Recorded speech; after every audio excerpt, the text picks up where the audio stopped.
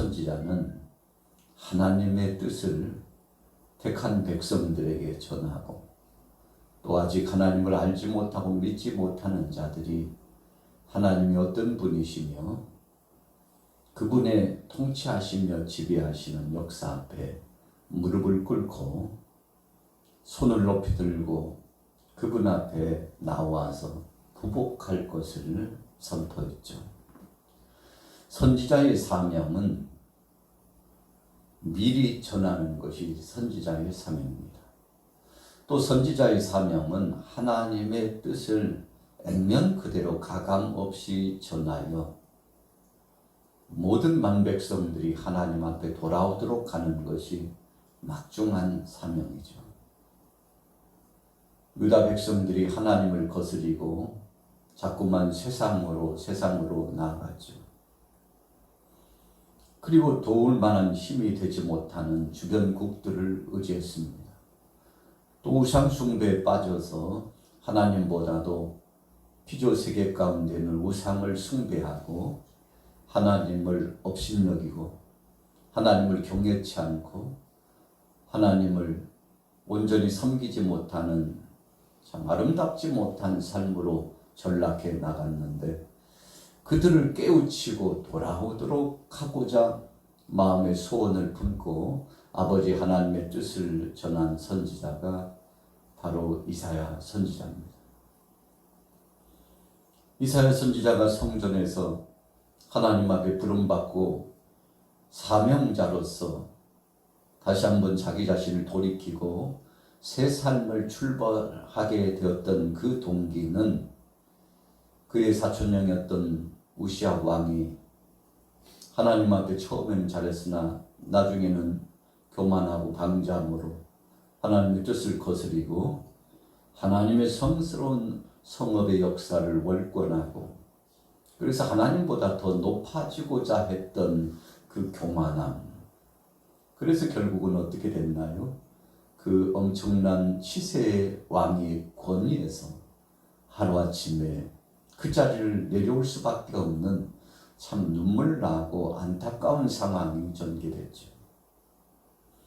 하나님께서 그에게 어찌 보면 그를 질타하시고 부르시기 위한 채찍막대기를 내리셨죠. 그것이 바로 한센병이었죠. 한센병이라고 하는 것은 처음에 피부가 조금씩 변색됩니다.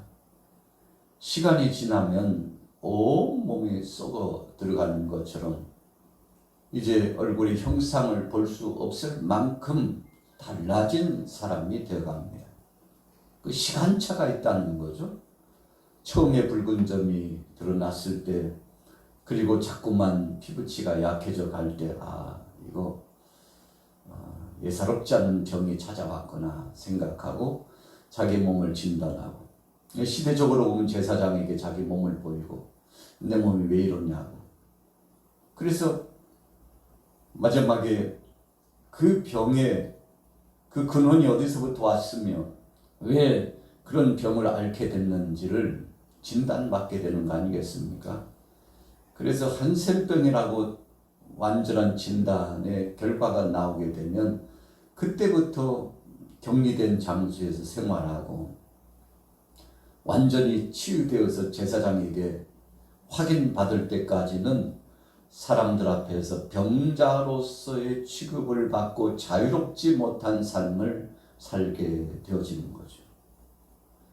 자, 몸에 붉은 점을 비롯해서 색점이 발견됐다는 것은 하나님의 경고하신 거죠. 이상하게 몸이 찌뿌하고 컨디션이 떨어지고 면역력이 저하돼 가지고 알 수 없는 질병이 찾아오고 암 근원이 찾아오기도 하고, 어떤 때는 참 감당할 수 없는 엄청난 위협이 우리 신체의 구조 속에, 정신 속에, 영적인 이런 삶의 요소 속에 나타나는데, 여러분, 이것이 순차에 따라 단계적으로 나타납니다. 그래서 하나님은 사랑하는 백성들, 사랑하는 택한 자에게 경고하셔서 돌아오도록 하시는 겁니다. 오늘 유다 백성들에게 하나님이 경고하셨죠. 선지자 이사야를 통해서 경고의 말씀을 주셨습니다. 오늘 본문에 뚜렷하게 드러난 말씀 31장 1절부터 주시는 말씀은 도울 힘이 없는 애굽을 의지하지 말라는 겁니다. 애굽으로 내려가지 말라는 겁니다. 애굽으로 내려가는 것은 말을 구하러 가는 거고, 애굽으로 내려가는 것은 거기에는 군사력을 의지해서 지원받으려는 것이고, 애굽으로 내려가는 것은 거기에 있는 참 엄청난 우상숭배의 미혹에 빠져서 함께 우상숭배에 동참하고자 하는 것이고, 애굽에 들어가는 것은 하나님을 경외치 않고 세상 것을 의지하겠다고 하는 자기의 자만을 드러내는 것이기 때문에 하나님께서 애당초 애굽으로 내려가지 말라, 그렇게 말씀을 해 주셨던 거죠. 자, 본문 보세요. 31장 1절 같이 읽어봅니다. 시작. 도움을 구하러 애굽으로 내려가는 자들은 화 있을진저 그들은 말을 의지하며 병거의 많음과 마병의 심히 강함을 의지하고 이스라엘의 거룩하신 이를 앙모하지 아니하며 여호와를 구하지 아니하나니. 자, 결론이 나왔습니다. 여호와를 구하지 아니하나니.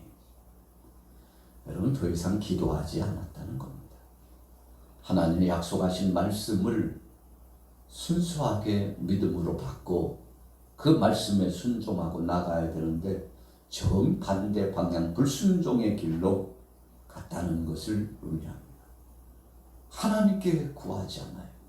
하나님 앞에 나가서 손들고 천부여 의지 왔다고, 나 같은 죄인 용서해달라고, 이제는 새 삶의 새로운 출발을 하겠다고, 하나님의 도우심 없이는 살 수 없는 것을 뼈저리게 절감하고 늦은 감이 있지만 이제라도 왔는데 주님 나를 불쌍히 여겨달라고 손을 높이 들고 항복하고 주님 앞에 나와야 될 때죠. 이스라엘 선지자를 급하신 것은 그만큼 상황이 급하기 때문에 하나님께서 저를 부르셔서 파송하신 거죠. 그래서 선지자의 말은 하나님의 말씀입니다. 그 말씀의 법 앞에 나와서 그 말씀의 울타리 안에서 하나님 중심으로 살고 삶의 전환적인 역사가 있어야 되는데 그러지 못했다는 것입니다. 자, 어떻게 됐나요? 하나님은 지혜로우신 즉 그랬어요. 자, 2절 같이 읽어봅니다. 2절 시작. 여호와께서도 지혜로우신 즉 재앙을 내리실 것이다. 그의 말씀들을 변하게 하지 아니하시고 일어나사 악행하는 자들의 집을 치시며 행악을 돕는 자들을 치시리니. 여러분, 하나님이 지혜롭다는 것은 아주 민첩하고 빠르고 정확하게 하나님이 주신 약속의 말씀대로 심판하시겠다는 뜻입니다. 여러분, 하나님은 홀이라도 약속한 바를 이루시지 않은 적이 한 번도 없습니다. 공의의 하나님이세요. 그분은 사랑의 하나님이셔서 긍휼의 마음으로 기회를 주고 경고를 하시는 겁니다. 이 경고라고 하는 것 자체가 사랑하셔서 그러시는 겁니다. 그러나 하나님의 경고하심을, 하나님의 그 말씀을 받아들이지 않고 그까지 억척스러운 고집으로 세상으로 나가고 우상 숭배로 나가고 도울림이 없는 것들을 의지하고 자기 마음대로 자기 중심으로 사사기의 말씀대로 자기 소견에 옳은 대로 그냥 결정하고 살아가는 거죠. 여러분, 우리가 믿음의 사람으로 사느냐 아니면 불신앙에 믿지 않는 사람으로 사느냐라고 하는 차이는 큰 차이가 아니에요. 우리의 삶의 여정에 갈림길이 올 때 내가 하나님의 것을 선택했느냐 아니면 육신의 것을 선택했느냐, 이 차이입니다. 그래서 믿음의 사람과 믿음 없는 사람은 우리가 그런 얘기를 안 하잖아요. 동전 앞뒤면 차이, 종이 한 장 차이야. 얼마나 얇습니까? 여러분, 하나님께서 믿음으로 택하고 결정하기를 주목하고 계십니다. 그러나 그렇게 하지 못했다는 것입니다.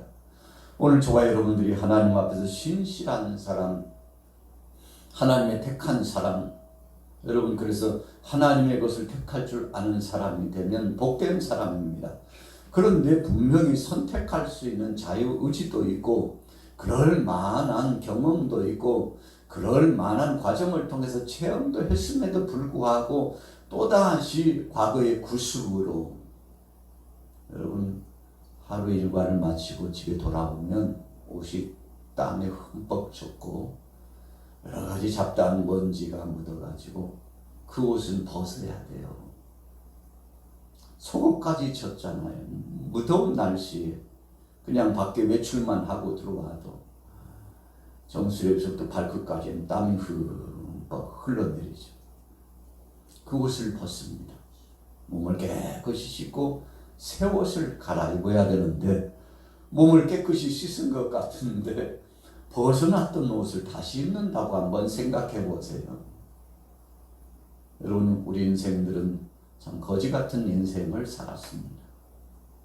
그러나 예수님을 구주로 영접하고 하나님의 사랑을 받은 다음에 거지의 옷을 벗고 왕자, 공주의 옷을 입은 겁니다. 예수님 때문에 입게 되었죠. 그래서 왕자가 되고 공주가 되었는데 어느 날 이 옷도 이제 귀찮다. 이 옷이 다 뭐냐. 옛 생각이 절로 난다. 그때 입었던 그 거지 옷이 자꾸만 생각나는.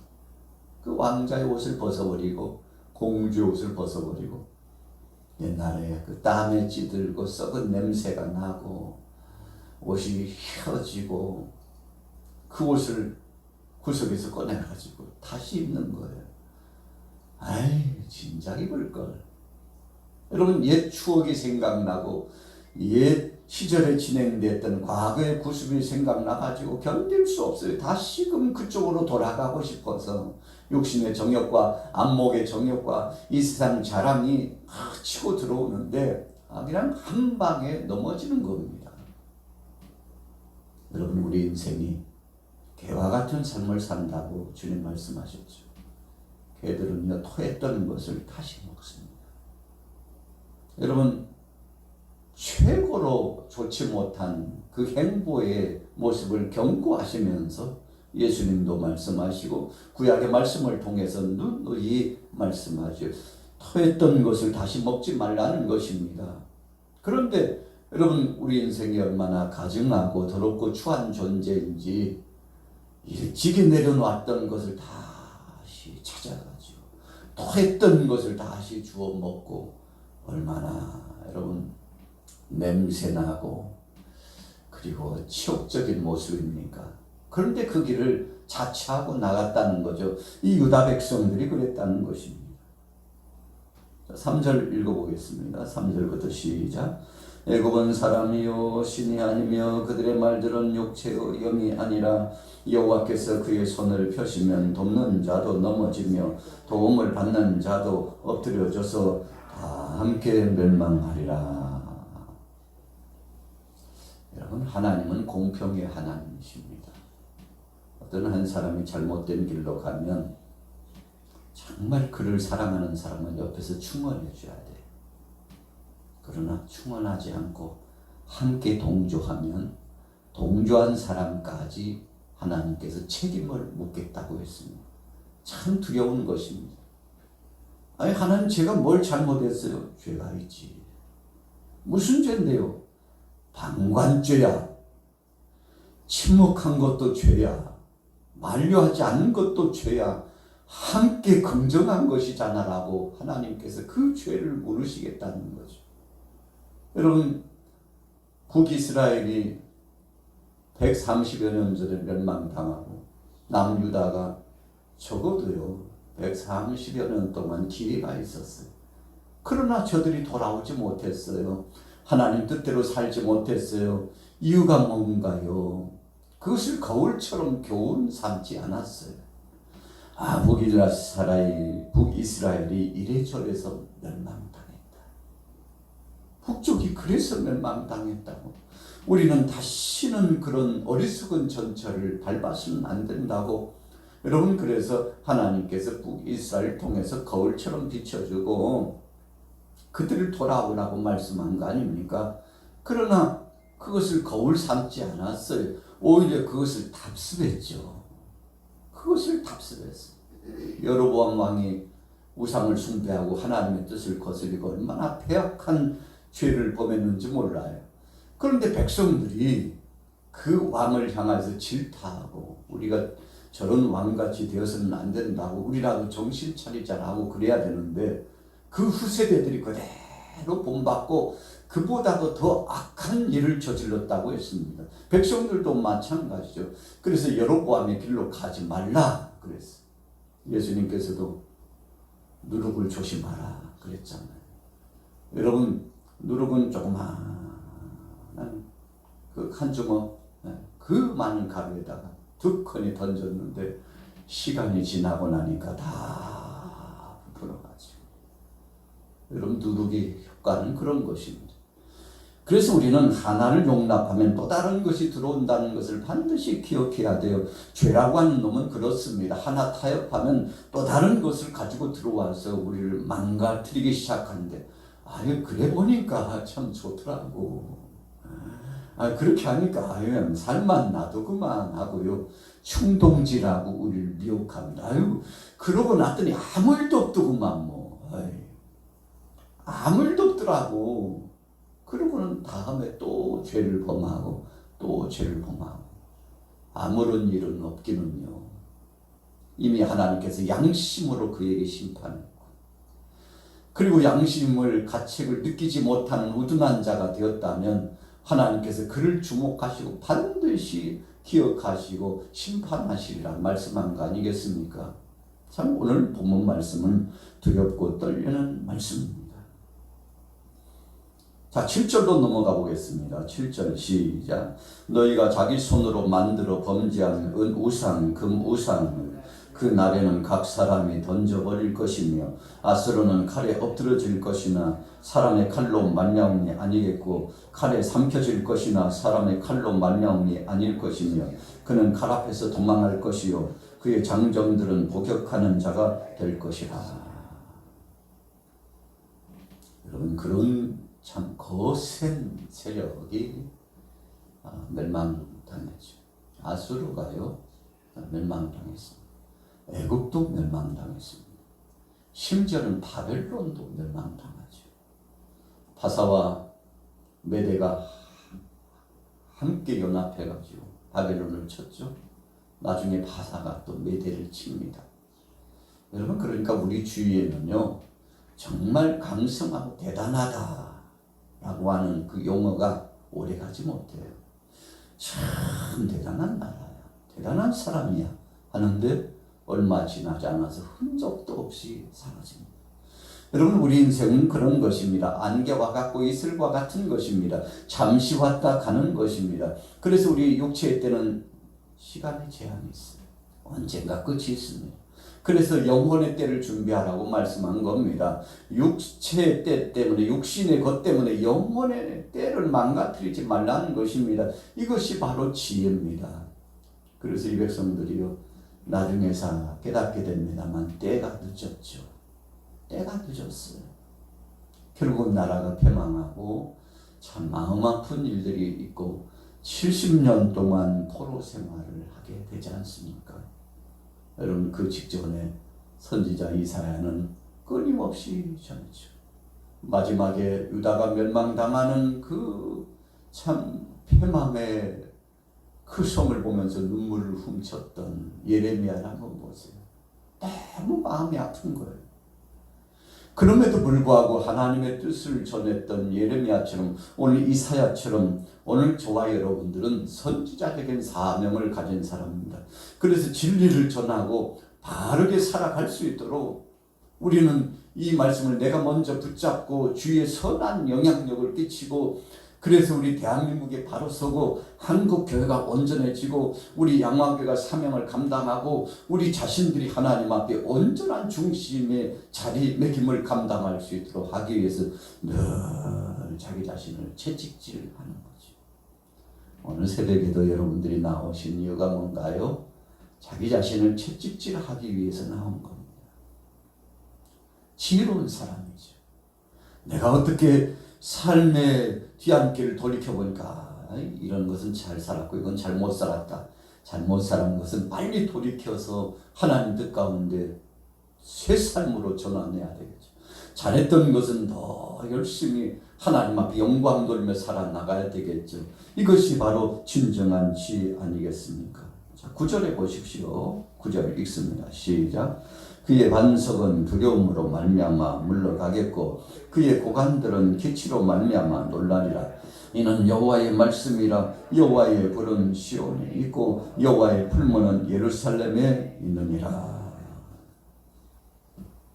여러분, 불과 풀무가 예루살렘에 있다는 것은 심판이 진행되고 있다는 것을 말씀합니다.